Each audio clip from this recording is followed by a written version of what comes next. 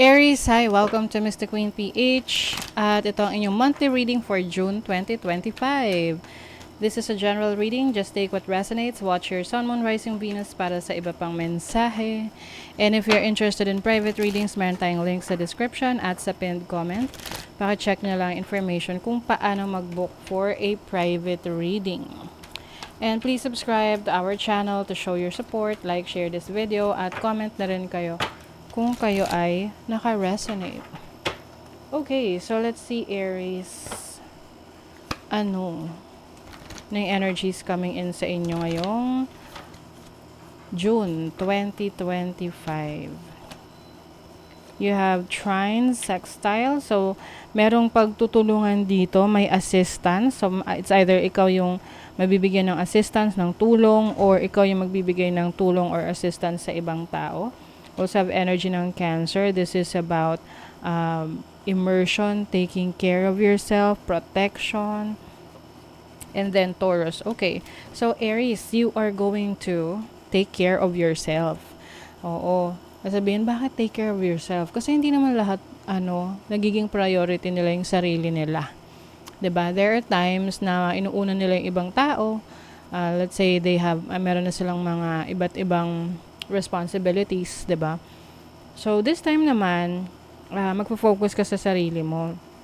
You will focus on self-love, self-care, taking care of your needs. Maaring iba sa inyo meron kayong mga gagawing changes in your physical appearance, or meron kang i-improve sa yung sarili.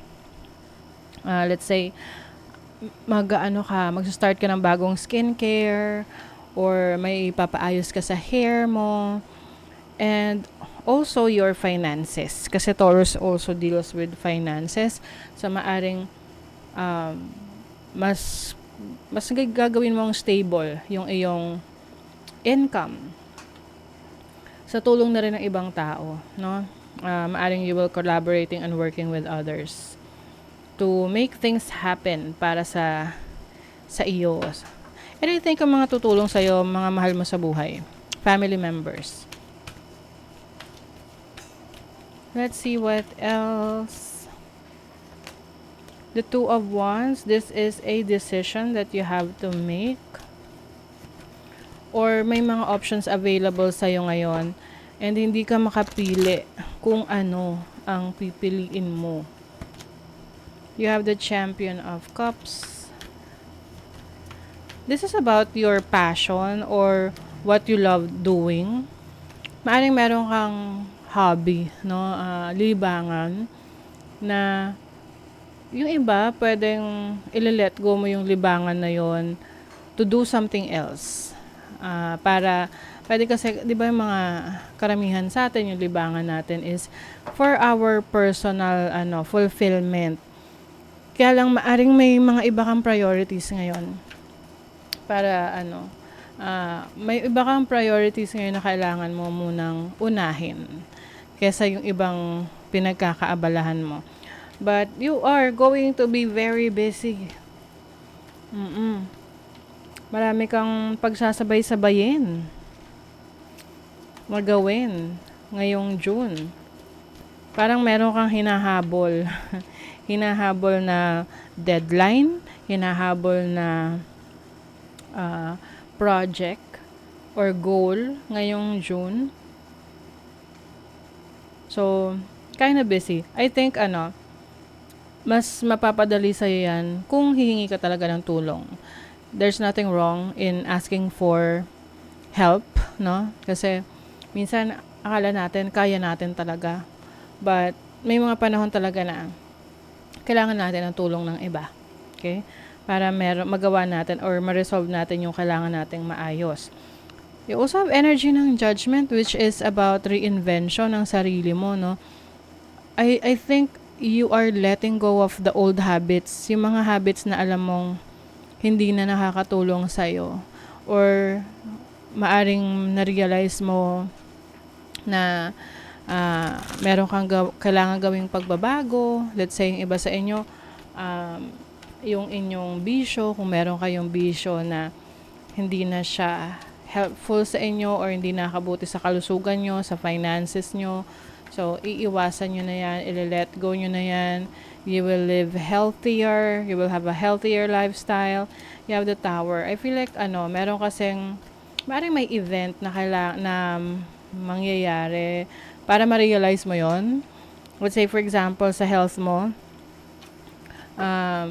minsan kasi yung iba naabuso yung katawan nila. Puyat, hindi masyado nakakatulog ng maayos, tapos hindi nakakain ng healthy foods, tapos nagkakasakit. So, maaring yun yung parang wake up call sa'yo na, oy, Aries, you need to take care of yourself. You have to take care of your health. 'Di ba? So, ayun. At least, maaayos mo siya. Oracle of Wands, this is about freedom, being able to do the things that you wanna do. Maaring iba sa inyo, you will travel with your family or collaborate and work with people na kapareho mo rin na very creative. Oh my God, you have the Death card, which is transformation. Grabe, okay, Aries, definitely, ang June is transformational sa inyo. You know why? Kasi, ang Saturn is going to enter the sign of Aries. Hindi ko lang maalala kung kailan, but around this time. So, it's time to, have more discipline kasi Saturn is the planet of discipline, organization, determination.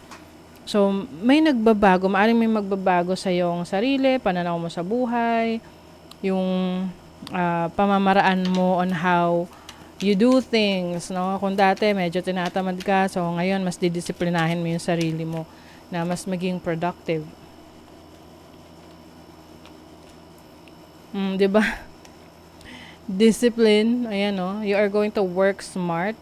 Kasi maaring you realize that there are things na nakasanayan mo. May mga bagay na nakasanayan ka na mahirap nang baliin or mahirap nang tanggalin sa sistema mo, but alam mo sa sarili mo na kung ipagpapatuloy mo yon, hindi magbabago yung sitwasyon mo for the better.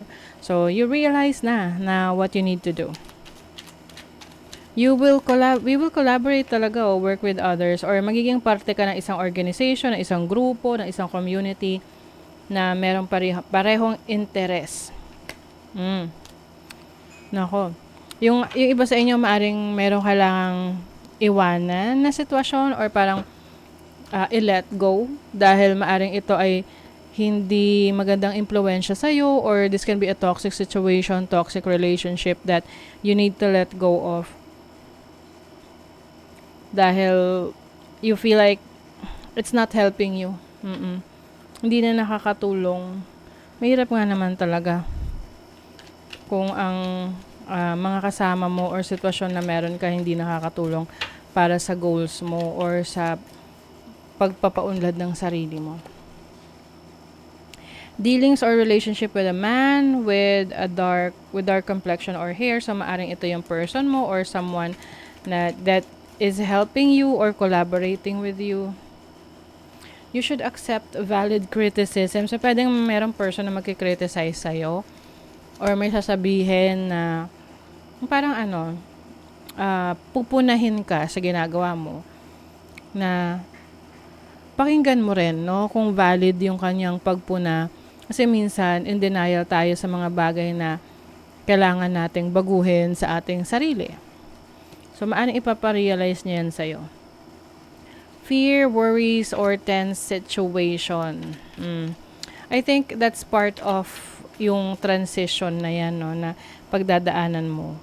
Lalo na kung meron kang ili-let go or tatanggalin sa sistema mo or sitwasyon na aalisan mo na nakasanayan mo na. Siyempre, iisipin mo ano na mangyayari pag wala na yun sa'yo.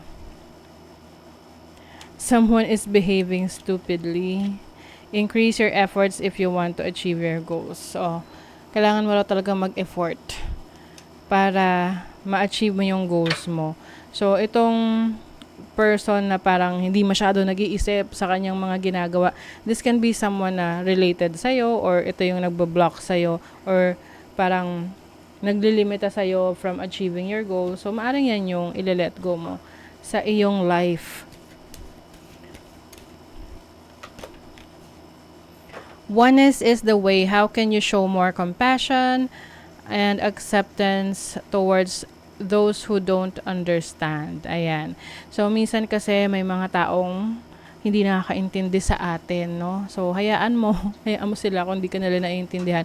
Ang importante, naiintindihan mo yung sarili mo. 'Di ba? So, that is your reading, Aries. Thank you so much. See you again.